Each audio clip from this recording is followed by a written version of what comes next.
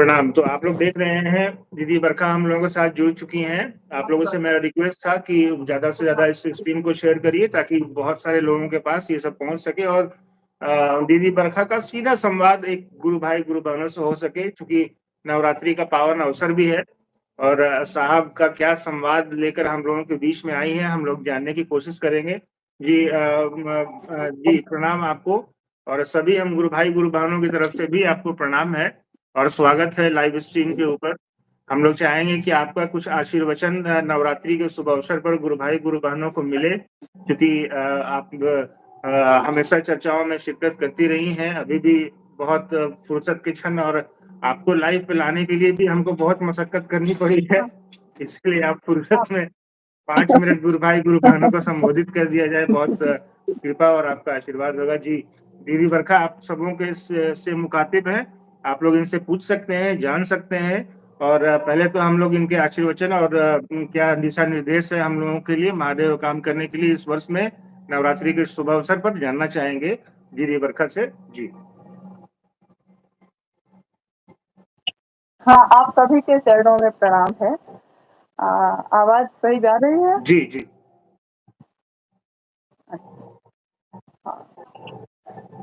क्योंकि आवाज का सही जाना भी बहुत जरूरी है। साहब ने हमेशा कहा कि मेरे विचारों पे चलना, जो मैंने कहा है उस पर विश्वास करना,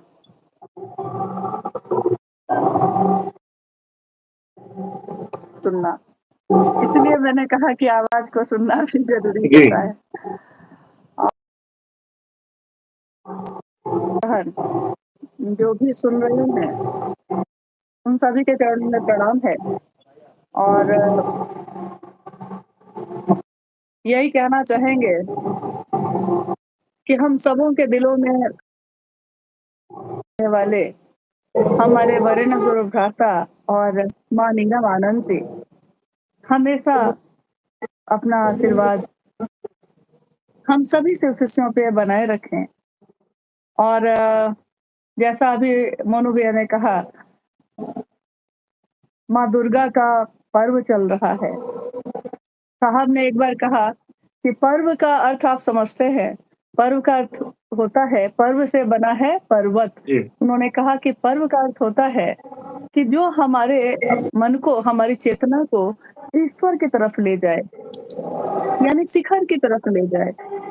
और शिव के शिष्यों के लिए हर वो पल ही पर्व होता है जिस पल में वो अपने गुरु की बात करते हैं या अपने गुरु का काम करते हैं। और शिव की ही शक्ति है माँ दुर्गा, शिव की शक्तियों से शिव जाने गए हैं। क्योंकि साहब ने कहा कि शिव जब सृष्टि नहीं बनी थी तो अव्यक्त थे, और जब वो व्यक्त होना चाहे तो शिव की शक्तियां प्रकट हुई और सृष्टि का संचालन शुरू हुआ। शिव ने इच्छा की, शक्तियां प्रकट हुई, सृष्टि बनी, और सृष्टि के संचालन में शिव की ऊर्जा कण कण में काम कर रही है। तो ना तो शिव से अलग शक्ति है, ना तो शक्ति से अलग शिव है। हम सभी शिव के शिष्य माँ भगवती को प्रणाम करते हुए ये मदद मांगते हैं कि आप जिनकी इच्छा है, हम सब उन्हीं का काम कर रहे हैं, तो हम सबको सामर्थ्य दें, ताकत दें, ताकि हम इस काम को कर सकें। जी जी जी थोड़ा हाँ, आवाज नहीं आ रही क्या? जी अभी ठीक है, अभी ठीक, अभी ठीक है। जी एक आग्रह भी होगा हम लोगों का कि जी छोटी छोटी जो कुछ गुरु भाई जानना चाह रहे हैं, इन्होंने एक 70 कटैया से गुरु भाई हैं, आपसे जानना चाह रहे हैं कि शिव शिष्यता की आंधी में कहीं आपकी शिष्यता न खो जाए, इसको बचा के रखें, इस बारे में दीदी कुछ मार्गदर्शन कर दें। आपसे आग्रह है कि गुरु भाई को थोड़ा सा दिशा निर्देश इस परिप्रेक्ष्य में किया जाए। हाँ जी जी, साहब की वाणी है ये जी। और जिस तरह उनकी वाणी में ये ताकत है कि वो हम जैसे जीव को शिव बना सकते हैं, वैसे ही उनकी हर चेतावनी में भी वही बल है, क्योंकि ये चेतावनी ही दी थी उन्होंने। फेसबुक लाइव चल रहा था, उपवन से कोरोना के समय में, और साहब ने कहा उस समय हुआ ये कि सारी दुनिया के लोग अपने घरों में बंद हो गए। स्वाभाविक है, महामारी थी और जान पे बन आई थी, तो सबसे सही यही था कि सब कोई अपने घरों में सुरक्षित रहें और लोग अपने घरों में जब बंद हो गए, तो कहा जाता है कि जब भी किसी आवश्यकता की ज़रूरत होती है, जब आवश्यकता होती है तो आविष्कार भी होता है। तो वैसे गुरु भाई, गुरु बहन जिन लोगों को ठीक से फ़ोन चलाना नहीं आता था, धीरे-धीरे उन लोगों ने एक रास्ता निकाल दिया। जैसे कि साहब ने कहा कि मुख्य रास्ता बंद हो तो डायवर्सन से काम लीजिए। तो मुख्य रास्ता यानी कि शिव की चर्चा के लिए बाहर जाना बंद हो गया। तो उन्होंने मोबाइल फ़ोन का सहारा लिया। ये एक ऐसा सशक्त माध्यम है, जिसके द्वारा हम अच्छा से अच्छा भी कर सकते हैं और बुरा से बुरा भी कर सकते हैं। यानी इसका सदुपयोग भी कर सकते हैं और दुरुपयोग भी कर सकते हैं। तो सदुपयोग तो ये हुआ कि बहुत सारे लोग फ़ोन के माध्यम से ही एक-दूसरे से जुड़ गए और जो लोग अपने जिले तक में सिमटे हुए थे, धीरे-धीरे राज्य और अंतर्राज्यीय स्तर पे जुड़ गए। यहाँ तक कि दुबई, कतर और नेपाल के गुरु भाई, गुरु बहन भी भारत के गुरु भाई, गुरु बहनों से जुड़ने लगे। तो शिव की चर्चा चलने लगी, लेकिन जब कोरोना खत्म हुआ, तो साहब ने कहा कि अब इसकी आवश्यकता नहीं है, अब आप लोग जिस तरह पहले से करते थे वैसे करिए। लेकिन उस समय बहुत सारे लोगों ने, क्योंकि उनको अभ्यास हो गया था फ़ोन पे ही करने का, तो बहुत सारे लोगों ने इस बात को अनसुना किया। साहब हमेशा इन बातों से चिंतित भी हुआ करते रहे हैं कि उन्हीं के कहने पे लोगों ने शिव को गुरु बनाया और जब उनके दिशा निर्देश पे हम अब नहीं चलेंगे, तो उनकी चिंता स्वाभाविक है। और एक दिन फेसबुक लाइव हो रहा था उपवन में। साहब ने उस दिन कहा कि शिव की चर्चा की आँधी है, मतलब शिव की चर्चा हम कितनी इसमें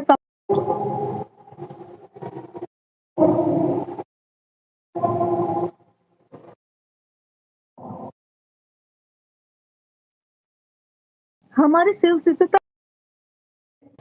की शिष्यता, यानी उन्होंने कहा मूल तो यही है ना कि मेरे गुरु मुझको कहा है कि तुम खुद भी स्वयं भी यथार्थ में शिव शिष्य बनना और दूसरों को प्रेरित करना था कि जो तुम करते हो दूसरे को कहना। साहब ने हमेशा कहा कि मेरे गुरु ने बस इतना ही कहा और मैंने भी दुनिया के लोगों को इतना ही कहा। दुनिया में लोगों ने हमेशा मुझको कहा कि आप जाति पे नहीं बोलते, आप धर्म पे नहीं बोलते, आप भेदभाव पे नहीं बोलते, आप खान-पान पे नहीं बोलते। लेकिन उन्होंने कहा कि मैंने कभी भी शिव को गुरु बनाने के सिवा कुछ भी और कर वो खुद ही रास्ता दिखा देते हैं। तो शिव अगर रास्ता दिखाएँगे तो इसमें और इससे अच्छी बात क्या होगी? इसी पे उन्होंने कहा था कि शिव चर्चा की आँधी में अपनी शिक्षितता को मत बहा दीजिएगा। ऐसा ना हो कि बाहर-बाहर होते-होते अपने अंदर की यात्रा को फिर से भूल जाएँ, क्योंकि हज़ारों साल से हम जीव इस यात्रा को भूल गए थे और अपने आप को देखना, अपने आप को पहचानना, शिव के रास्ते पे चलना, ये साहब ने इस काल में हम लोग को सिखाया, समझाया, ये रास्ता दिखाया। तो ऐसा ना हो कि फिर भीड़ में हम गुम हो जाएँ, हमारी शिष्यता ही गुम हो जाए। हमको खुद भी शिव से बनना है, इसको ना भूल जाएँ। बस इतना ही उन्होंने समझाना चाहा है। जी, जी, जी, बहुत-बहुत धन्यवाद और एक सवाल और उठा लेते हैं, एक गुरु भाई का है। ये जानना चाह रहे हैं कि दिक्कतों के बीच से ही दिक्कतें इतनी हैं जगत में कि 3 सूत्र नहीं कर पा रहे हैं, इसके लिए कुछ बताया जाए, कैसे हम लोग 3 सूत्र कर पाएँ? दिक्कतों के रहते हुए कैसे बीच से रास्ता निकालें? जी। ये तीनों सूत्र मैंने जितना ही समझा है, उतना ही तो कोई बता सकता है जो खुद जितना समझा हो। जी। तो मैंने यही समझा साहब की बातों को सुन के या उनके सानिध्य में रह के, कि शिव से दया माँगने के लिए जो पहला सूत्र है, वो इतना महत्वपूर्ण है कि अगर वो सही तरीके से नहीं होगा, तो शिव की चर्चा और शिव को प्रणाम भी ठीक तरीके से नहीं होगा। उन्होंने कहा कि अगर नींव ही मजबूत नहीं हो, तो उस नींव पे अगर कमज़ोर नींव हो और उसपे कितनी भी बड़ी इमारत आप खड़ी कर दीजिए, वो इमारत कमज़ोर होगी। लेकिन नींव अगर मजबूत हो, तो इमारत भी मजबूत होती है। फिर उसपे कितनी भी मंजिल बन जाए, वो मजबूती से रहती है खड़ी। और शिव की शिष्यता का आधार है शिव की दया। शिव के शिष्यों के जीवन का आधार होता है गुरु की दया। तो उन्होंने कहा कि शिव से दया माँगिए मन ही मन, पहला सूत्र। अब हम कहते हैं कि जीवन में इतनी बेचैनी है, इतनी परेशानी है, तो हम शिव से दया माँगे कैसे? क्योंकि हमारा मन शिव की तरफ जाता ही नहीं है। तो उस मन से जो मन जा ही नहीं रहा है शिव की तरफ, हम दया माँगे कैसे? विचार ही है ये। साहब ने कहा कि विचार ही तो है ये कि शिव मेरे गुरु होंगे। लेकिन इस विचार की आवृत्ति अगर बार-बार होती रह गई, अविश्वास नहीं है तब भी, अश्रद्धा है तब भी, अगर इसकी आवृत्ति बार-बार घूमता रहा आपके मन में ये, गया नहीं मन से, तो ये इतना गहरा होता है कि भाव में बदल जाता है। और जब भाव में बदलता है, तो हम उसकी परवाह रिश्ते की परवाह तब करना शुरू करते हैं। क्योंकि अगर भाव नहीं हो किसी रिश्ते में, तो हम उसकी परवाह नहीं करते। इसी पे साहब ने कहा कि मेरे ही भाई-बहन हैं या और भी लोग हैं, मैं क्या खाता हूँ, क्या पीता हूँ, ना उसको पता है, वो क्या खाता-पीता है, ना मुझको पता है। भाव सो गए, रिश्ते हैं, लेकिन भाव सो गए। तो रिश्ता यानी गुरु और शिष्य का, ये हमारा मन कैसे माँगे, अगर परेशान हैं तब भी, बेचैन हैं तब भी, हम अपनों को नहीं भूलते। लाख परेशानी हो, हम अपने बेटे को नहीं भूलते, क्योंकि अपना समझते हैं। हम अपने माँ-बाप को नहीं भूलते। यहाँ तक कि घर में अगर नमक रोटी भी खाते हैं, तब भी हमको याद होता है कि इतने ही में हमको सबको खिला भी लेना है, खुद भी खा लेना है। तो जी, जिस दिन मेरा मन ये समझ जाएगा कि शिव मेरे हैं, हम खुद ही शिव के काम की परवाह करना शुरू करते हैं। तो शिव की चर्चा यानी स्वयं से और समूह से, दोनों तरफ से ये शिव भाव से आप्लावित हो। शिव को नमन यानी मन ही हमारा प्रणाम करेगा उसको। तो इसके लिए बहुत ज़रूरी है कि पहला सूत्र हम लोग बहुत अच्छे तरीके से करें। अब बेचैनी तो है, परेशानी तो है, लेकिन इसी परेशानी में तो सब अपनों की परवाह करते हैं हम लोग। तो क्या अपने गुरु की नहीं कर सकते हैं? आप कर बिल्कुल। सकते हैं, आप में संभावना है, हर जीव कर सकता है। जी, जी, जी, जी। एक और सवाल छोटा-सा उठा लेते हैं। अविनाश जी हैं ये पूछना चाह रहे हैं कि ऐसे लोग जो गुरु काज करते हैं, साहब दीदी उनके साथ हैं, इसको कैसे महसूस कर सकते हैं हम लोग? क्या आपने कहा? ऐसे लोग जो गुरु काज गुरु करते कार्य करते हैं, तो साहब हाँ, दीदी हम लोग के साथ हैं, इसको कैसे महसूस करें? बबलू जी हैं मधेपुरा से। जी, साहब दीदी हम लोग के साथ है इसको कैसे महसूस करें? सिर्फ़ एहसास है ये, रूह से महसूस करो। प्यार को प्यार ही रहने दो, कोई नाम नहीं। कोई नाम ना दो। जी, जी, साहब अक्सर ये बात जी, कहते रहे हैं। हाँ, रूह से ही तो प्यार रूह ही तो महसूस करती है किसी के प्रेम को। बिल्कुल, दूर रह के भी, नहीं चेहरा दिखता है तब भी, हम जिसको प्रेम करते हैं, हम हर पल उसकी उपस्थिति महसूस करते हैं। बिल्कुल, साहब और जी, दीदी के लिए आज ही हम लोग दिन की चर्चा में हम लोग बात कर रहे थे फ़ोन में कि बताइए, साहब ने तो कभी नहीं कहा कि मुझसे मिलो, साहब ने कभी नहीं कहा कि मुझसे प्रेम करो, उन्होंने हमेशा कहा कि शिव से प्रेम करो।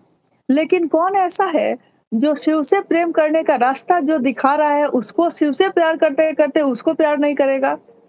प्यार तो हो जाता है, किया नहीं जाता है और बिल्कुल, साहब और माँ दीदी नीलम आनंद जी में तो ऐसा चुंबक है कि कोई उस परिधि में सिर्फ आ जाए, तो वो अपने आकर्षण में खुद ही खींच लेते हैं। जी, तो इसलिए बिल्कुल, ऐसा नहीं है आप को महसूस होगा, आपका आपकी रूह, आपकी आत्मा महसूस करती है कि वो हमारे साथ हैं, हर पल हैं।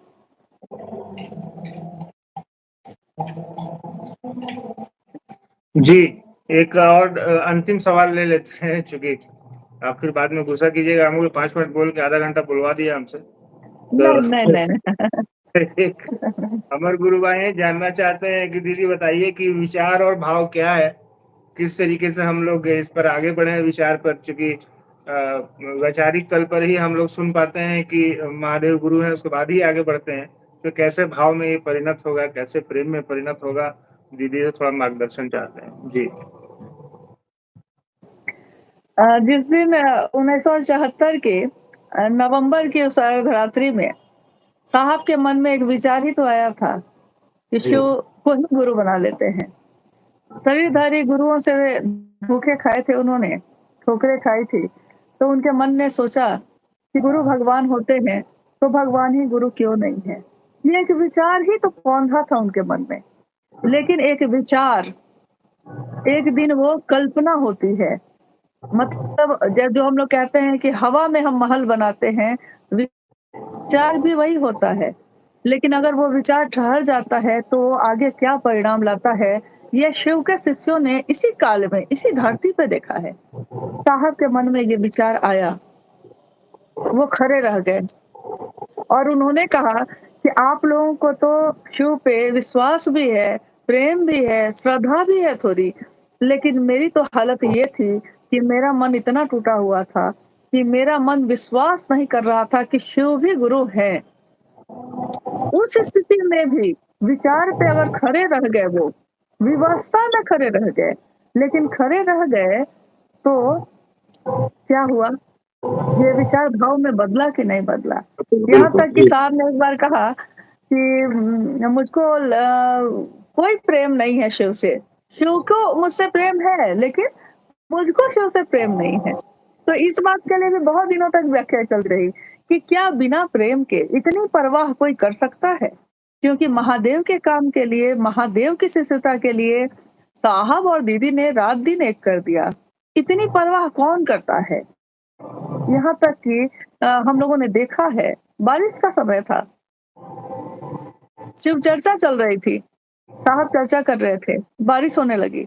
गुरु भाई गुरबान अपनी चप्पल बाहर खोल के बैठे हुए थे। अचानक चर्चा बीच में रोक के साहब कहते हैं कि चमड़ा की चप्पल तो नहीं थी ना आप लोग की बाहर? तो लोगों को लगा कि बीच में ये क्यों पूछ रहे हैं साहब? तो लोगों ने कहा कि जी, किसी ने कहा कि हाँ जी है, तो साहब ने कहा हटा लो भाई बारिश है, भीग जाएगा तो खराब हो जाएगा। खाए हो कि नहीं? भारा है कि नहीं? और कोई भी शिव से अगर गुरु का काम करता है, तो उसके पल प्रतिपल की परवाह तक वो करते रहे। आज करोड़ों की संख्या में शिव के शिष्य हैं और उतने लोगों का मानसिक भार ले लेना, ये मामूली बात तो नहीं है। तो वैसे लोगों की परवाह भी साहब ने की और विचार ही था ये। लेकिन ये विचार एक दिन भाव में बदल कर कितना गहरा हो गया। तो विचार भाव में बदलते ही हैं, सिर्फ खड़े जी, रहने बिल्कुल। की व्यवस्था होती है। जी। एक एक सवाल मुझसे है कि भैया जी आपके स्क्रीन के पीछे 4-5 पुस्तकें नज़र आ रही हैं, वो कौन-सी हैं? वो सब साहब की दी हुई अच्छा, पुस्तकें हैं। आओ चलें शिव की अच्छा, ओर है, उन्मिल आखर है, शिव गुरु मैगज़ीन है, महागुरु महादेव मैगज़ीन है, गार्लैंड ऑफ लेटर्स है, फिर संत मत और सर्वंग संप्रदाय है, ये सब चूँकि भाभी के पास भी होगी और चूँकि साहब ने हाँ, सबको साहब ने दिया था, साहब हाँ, ने दिया। साहब ने दी थी किताबें, तो वो अक्सर फुर्सत मिलने पर पढ़ते रहते हैं हम लोग और भाभी तो खैर पढ़ने की हाँ, बहुत शौकीन है, वो तो हमेशा पढ़ते रहती हैं। चलिए, तो ये सब चीज़ें छोड़िए, पुस्तकों में ज्ञान ही है खाली, वो जागतिक ज्ञान है, लेकिन साहब ने जो दे दिया है, उसके ऊपर सारे वेद, शास्त्र, उपनिषद और पुस्तकें फेल हैं। हम लोग उनके ऊपर चलें, ये ज़्यादा अच्छा है, जो अभी दीदी बरखा हम लोग को बता रही थी। चलिए, एक सवाल अंतिम उठाते हैं। तो पप्पू सिंह जी ये जानना चाह रहे हैं आपसे कि 108 बार नमः शिवाय करते समय मन भटक जाता है, कैसे इसको ठीक करें? दीदी समझाएँ ज़रा। 108 बार नमः शिवाय करते हुए मन भटक मन जाता है भटक इनका। जाता है। जी, जी, जी। हाँ, मुझको लगता है कि शिव की चर्चा सुनते हुए आपने सुना होगा, गुरु भाई जिनकी ये जिज्ञासा है, उन्होंने सुना ज़रूर होगा कि इसके बारे में साहब की व्याख्या बहुत ही सुंदर और सटीक है कि उन्होंने कहा कि जहाज का पंछी जहाज से उड़ता है, समंदर में है। ये जीवन भी तो समंदर ही है, भवसागर है ये और इसमें एक जीव एक जहाज पे बैठा हुआ जा रहा है। एक पंछी मन की तुलना पंछी से की गई है क्योंकि वो बहुत चंचल होता है। तो जी, वो जी। चंचल इतना होता है कि वो एक जगह ठहरता ही नहीं है, बार-बार जहाज से ऊपर उड़ता है। जहाज से उड़ता है, थक जाता है, फिर लौट के उसी जहाज पे बैठता है। लेकिन उसका स्वभाव है, फिर उड़ता है। तो ये स्वभाव भी चलता रहता है कि वो उड़ता है और ये भी चलता रहता है कि वो वापस थक के फिर से वहीं आके बैठता है। एक दिन उस जहाज का कैप्टन ये गौर करता है कि ये कौन है जो बार-बार मेरे जहाज पे आके आश्रय लेता है, ठहर जाता है। तो फिर वो कैप्टन ही उसके दाना-पानी की व्यवस्था भी कर देता है। धीरे-धीरे वो पंछी भी समझ जाता है कि कितना उड़ेंगे, चारों तरफ समंदर ही समंदर तो है, और कहीं और है नहीं।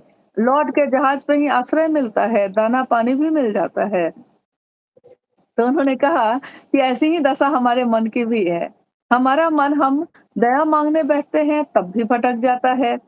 हम चर्चा करते हैं उस समय नहीं भटकता क्योंकि उस समय अगर इधर से उधर हुआ इसीलिए चर्चा को उन्होंने कहा कि ध्यान की अनुपम विधा है ये। क्योंकि उस समय अगर बोलने वाले का ध्यान इधर से उधर हुआ तो वो बोल ही नहीं पाएगा। अब जी, है गप कि तीसरे करते-करते गप हो सूत्र में जाता है। हाँ,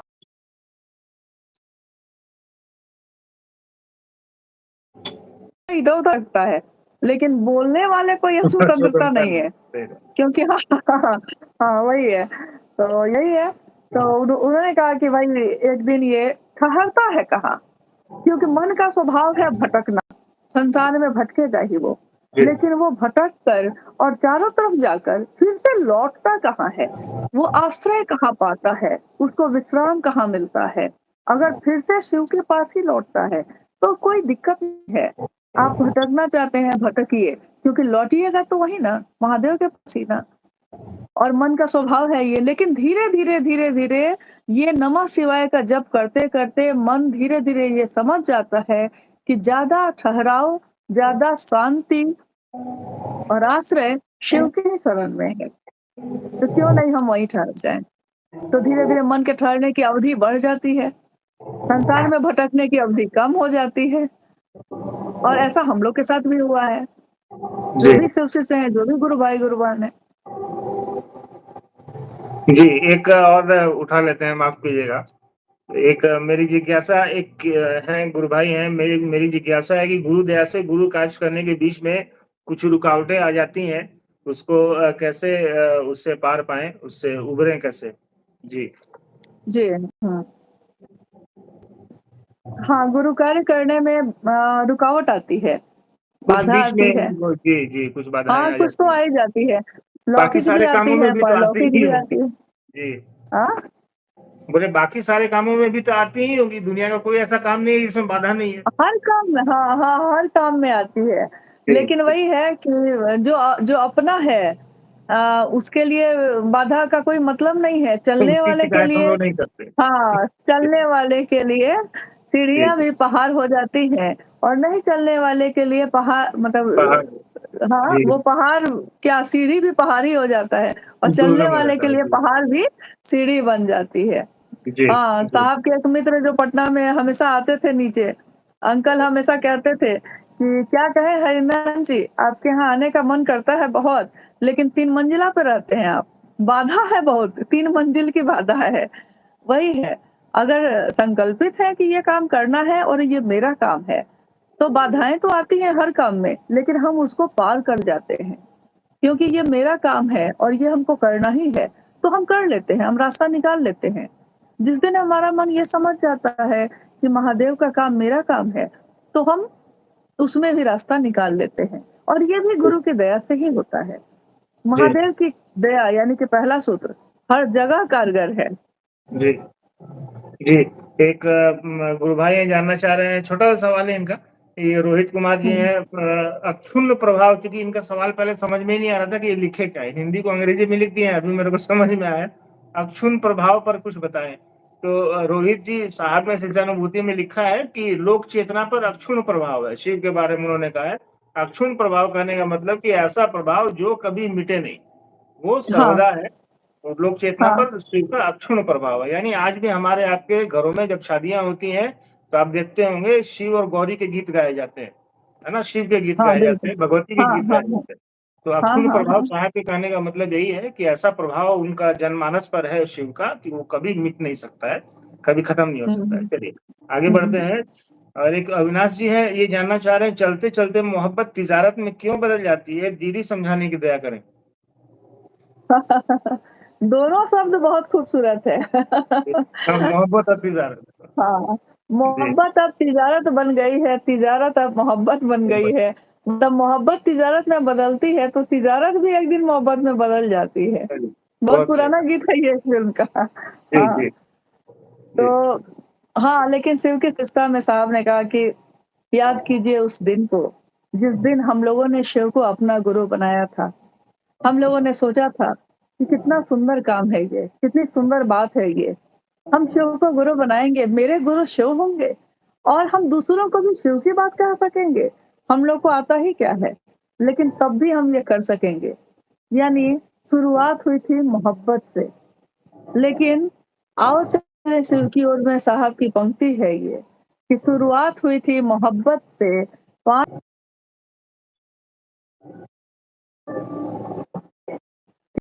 गई। तिजारत के नगर में तिजारत का अर्थ क्या है? तिजारत मतलब कि व्यापार, यानी कि हर चीज़ का व्यापार, बहुत सारी चीज़ों का, पैसे का, सम्मान का, सुविधाओं का। हालाँकि इसमें हमारा दोष नहीं है और इसके लिए साहब ने एक हद तक छूट भी दी है सबको। उन्होंने कहा कि अगर 24 घंटे कोई शिव का काम करता है और कोई उसको भोजन करा देता है, कोई उसको भाड़ा दे देता है, तो इससे कोई दिक्कत नहीं है। क्या हुआ? आखिर अपना ही भाई है, अपनी ही बहन है, गुरु का ही काम कर रहा है।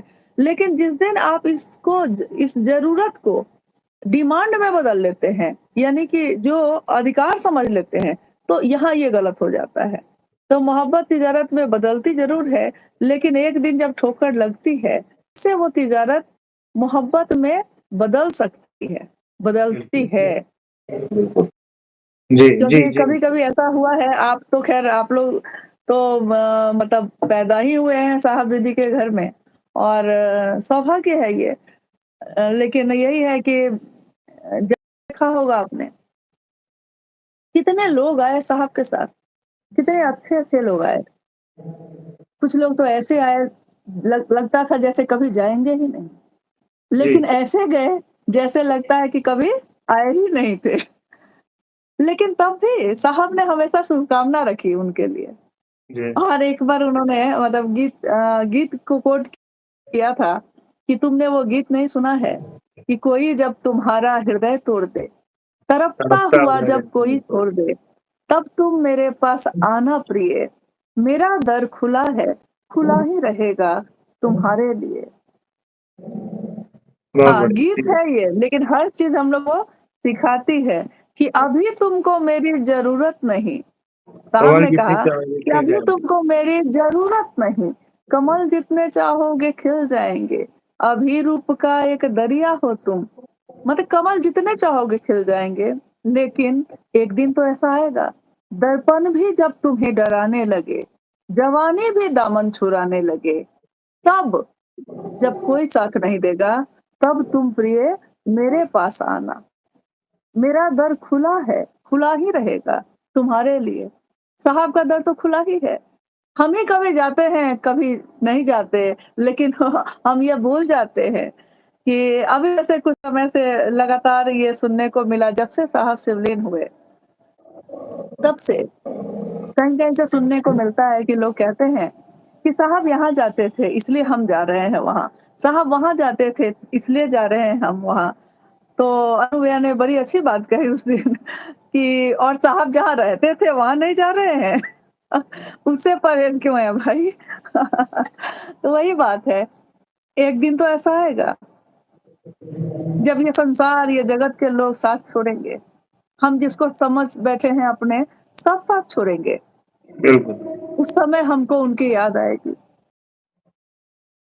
वहीं जाके बैठेंगे। एक पंछी आज जगत में घूम रहा है, उड़ रहा है, लेकिन आश्रय उसको मिलेगा कहाँ? वहीं जहाँ शिव हैं, जी, जहाँ उसको आश्रय मिल सकता है। बहुत सुंदर बात कही आपने। पंछी कितना भी हवा में उड़ ले, ज़मीन पर तो आना ही आना है, उसको अपने घोंसले की तरफ वापस लौटना ही लौटना है। लेकिन अब हाँ। इतना भी देर बाद वापस ना लौटे कि बहुत देर हो चुकी हो उस समय। तो हाँ, कहीं कल भी बहुत देर ना जी, हो जाए। कल भाई साहब भी थे और बड़ा सुंदर एक सवाल आया था, कल उसका भी ज़िक्र करना चाहेंगे कि लोग उपवन जाने के लिए कभी-कभी मना कर देते हैं। तो उस पे अच्छा। तो भाई साहब ने भी बहुत सुंदर जवाब दिया। मैंने भी कहा कि अपने पिता के यहाँ जाने के लिए किसी से आपको पूछते तो नहीं है? तो यहाँ किसी से पूछने की भी आपको आवश्यकता नहीं है और बहुत सुंदर बात इसके पहले भी आपने कही कि मेरा दर खुला है, खुला ही रहेगा तुम्हारे लिए।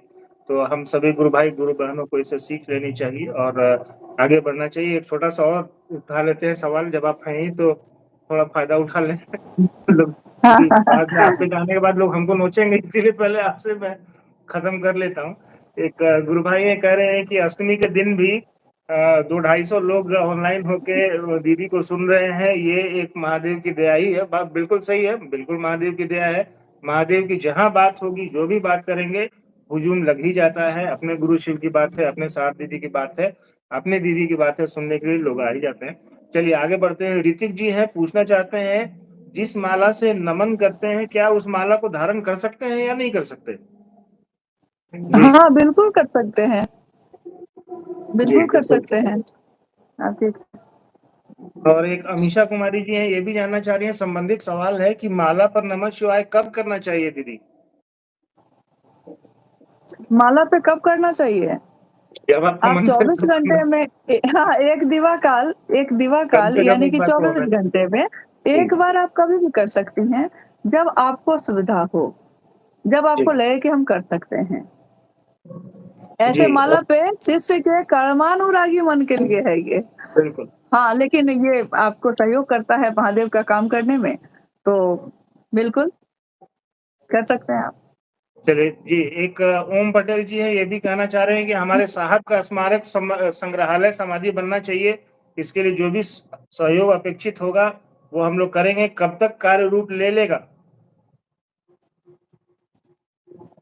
देखिए, इस पे तो बहुत ही तेज़ी से हम लोग मतलब उस जगह को खोज रहे हैं लगातार, लेकिन वो वैसी जगह मिल नहीं रही है, बस उतनी ही देर है। जैसे ही वो उपयुक्त जगह मिल जाएगी, ये तुरंत ही शुरू होगा और एक समय आता है जब ये प्रश्न भी खत्म हो जाते हैं कि होना चाहिए कि नहीं होना चाहिए। क्योंकि जब ये तय हो जाता है मन में कि हाँ, ये होगा, तो ये होगा ही होगा। अभी हम लोग थोड़ी देर पहले बात कर रहे थे कि करने वाला करता ही है, चाहे लाख बाधाएँ आएँ। और अगर सही काम है आपका ये काम क्यों सही है? ये कह सकते हैं लोग। लोगों को लग सकता है कि साहब ने तो ऐसा कुछ कहा नहीं, साहब ने कहा कि भई मन में स्थापित करो, बात तो सही है। लेकिन हम जगत में रहते हैं, हमारा मन घर में नहीं रहता, लेकिन हमारा शरीर एक घर में रहता है। बिल्कुल। हमारे मन को भोजन की ज़रूरत नहीं होती, लेकिन हमारे शरीर को भोजन की ज़रूरत होती है। प्यास मन को नहीं लगती, लेकिन होठों को प्यास लगती है। मतलब कि जगत में रह रहे हैं और जो भी कोई भी एक स्थान हम अपने स्मरण में बनाते हैं, जहाँ हम एक बार कभी भी अपने जीवन में जा आ सकें, कुछ देर बैठने के लिए सही। साहब सबके साथ हैं, हर पल हैं। लेकिन तब भी ऐसी एक जगह की ज़रूरत बहुत ज़्यादा है और बहुत जल्द ये शुरू हो जाएगा, बहुत जल्द। जी, एक रामेश्वर अनुराग मिश्रा जी हैं। ये कह रहे हैं कि पूछना चाह रहे हैं, भैया आप हमारा प्रश्न पूछ ही नहीं रहे हैं। दीदी से हमारा प्रश्न है कि क्या हाथों की उँगलियों से मंत्र का जाप कर सकते हैं? तो अनुराग जी बिल्कुल आप कर सकते हैं। मैं ही हाँ, आपको बिल्कुल कर जवाब दे दूँ, सकता है। कर सकते हैं और एक बात जान लीजिए, उँगलियाँ बहुत ज़्यादा महत्वपूर्ण नहीं होती। अब मान लीजिए किसी के हाथ नहीं है, तो क्या करेंगे आप? किस्मत तो उसके पास भी है ना भाई। साहब ने सबसे हाँ, अच्छा उपाय बताया कि साँसों की माला पर सिमरू में पी का नाम, आप साँसों की माला पे भी कर सकते हैं। सहूलियत के हिसाब से आप कहीं बैठे हैं, तो आप जैसे अभी दीदी ने बताया कि एक दिवा रात्रि में आप 1 माला कम से कम करने की कोशिश करिए। माला नहीं है आपके पास, खरीदने के पैसे नहीं है आपके पास, आप उँगलियों पे करिए। जाप सभी जाप ही होता है, सभी जापों में शिव को प्रणाम ही होता है। और प्रणाम तो सभी तरह का एक ही होता है, प्रणाम में शिव कभी फ़र्क नहीं करते। आपका भाव कैसा है वो इस बात को देखते हैं। चलिए आज बहुत समय ले लिया आपका और बहुत धन्यवाद बरखा दीदी यहाँ पर है मौजूद अभी भी, लेकिन सवाल तो लगातार गुज़र ही रहे हैं। एक सवाल आपके लिए हाँ, और ले लेता हूँ कि एक 70 कटैया से गुरु भाई वो जानना चाह रहे हैं कि शिव के शिखर की तलहटी में सारी संकीर्णताएँ तिरोहित हो जाती हैं। थोड़ा-सा दीदी प्रकाश डाल दें इसके ऊपर।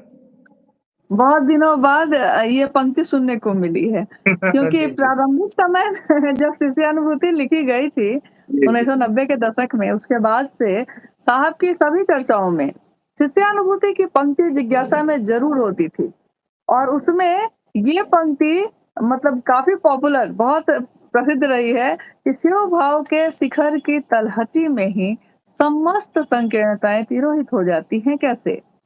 और साहब बड़े सरल और सहज भाव से इसको समझाते रहे हैं। क्योंकि बहुत जगह पे ऐसा होता है कि किसी चीज़ को इतना ऊपर-ऊपर समझा दिया जाता है कि हमारे जैसे सामान्य लोगों के समझ में वो बात नहीं आती। लेकिन साहब ने समझाया कि शिव भाव का शिखर यानी शिव का जो भाव है, उसके शिखर पे शिव बैठे हैं और उस भाव के तलहटे में यानी घाटी के नज़दीक ही हम जाते हैं। तभी हमारे मन की जितनी भी संगीताएँ हमारे मन ने पकड़ रखी हैं, वो खत्म हो जाती हैं, तिरोहित हो जाती हैं। और इसके लिए उन्होंने कहा कि जिस तरह गर्मी के मौसम में हम अगर हिल स्टेशन या पहाड़ों की तरफ जाते हैं और अभी हम पहाड़ तक पहुँचे नहीं हैं, पहाड़ के ऊपर भी नहीं चढ़े हैं अभी, लेकिन हवाएँ ठंडी होने लगती हैं। यानी कि तलहटी में ही मौसम का प्रभाव होने लगता है। ये तीनों सूत्र करते हुए जैसे ही हमारा मन थोड़ा-सा शिव भाव के नज़दीक होता है, अभी नीचे ही है, तलहटी में ही है, अभी तो शिखर पे बहुत लंबी दूरी है चढ़ना, लेकिन हम अपनी जाति भूल जाते हैं, हम अपने धर्म को भूल जाते हैं, हम अमीर हैं कि गरीब हैं, हम भूल जाते हैं।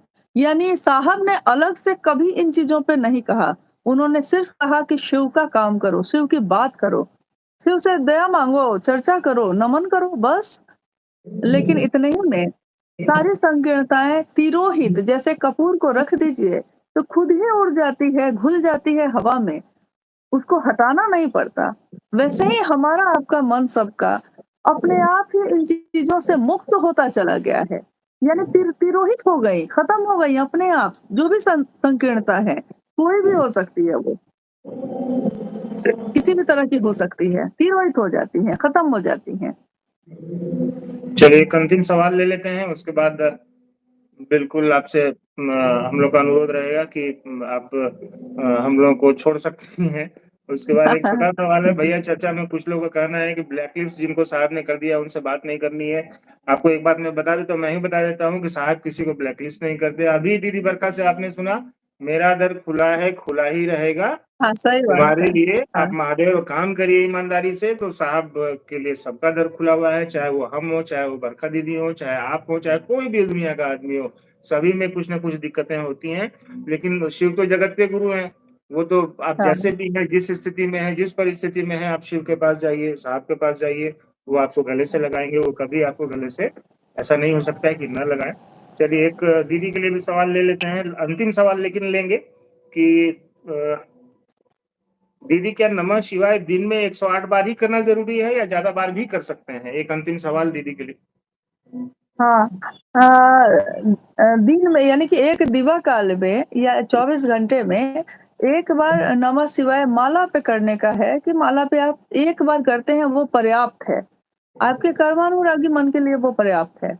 लेकिन साँसों पे तो आप कभी भी ले सकते हैं, जब भी आपका मन टिके, जब भी आपके मन में लगे कि महादेव का ध्यान आ रहा है, हम प्रणाम कर लेते हैं उनको कि प्रणाम है आपको। साँसों की माला पे एक ऐसी माला जिसका जब से जन्म हुआ है तब से लेकर मौत होने तक ये माला चलती रहेगी। तो साँसों की माला पे जपती हूँ मैं शिव का नाम, तो अपने गुरु का नाम आप कभी भी जाप कर सकते हैं। ऐसा नहीं है कि हाँ, माला पे लेकिन एक ही बार पर्याप्त है, बहुत है। तो जब उतना ही बहुत है तो उससे ज़्यादा क्यों करेंगे? क्योंकि उससे ज़्यादा करना हमारे मन में अहंकार पैदा करता है और जैसे ही अहंकार पैदा होता है, वो गुरु का भोजन होता है। तो बिल्कुल। अहंकार पैदा ना हो, संतुलन बना रहे, इसके लिए तीनों सूत्रों को बहुत संतुलित ढंग से साहब ने बताया है। तो जब उतने ही से हमारी बीमारी ठीक हो सकती है, हम सही हो सकते हैं, तो हमको उससे ज़्यादा करना, क्योंकि अच्छी से अच्छी चीज़ भी ज़्यादा हो जाए, तो अति हर चीज़ की बुरी होती है। अति अच्छी चीज़ भी सर्वत्र ज़्यादा हो जी, जाए, जी। तो उसको कम करने के लिए दवा चलानी पड़ती है। जी, हाँ, लेकिन महादेव को प्रणाम तो श्वासों पे तो आप कभी भी कर सकते हैं, उसके लिए कोई बात नहीं। अभी मोनू भैया ने थोड़ी देर पहले कहा ब्लैक लिस्ट के बारे में। मुझको याद है, साहब ने कहा एक बार कि संस्था अपनी जान बचाती है, क्योंकि वो देश और काल के कानून के अनुसार चलती है। तो अनुसार देश चलते का कानून, हाँ, देश का कानून जो कहता है, वो उसके विपरीत काम करने वाले को तो ब्लैक लिस्टेड करती है। लेकिन शिव की शिष्टता में शिव गुरु हैं।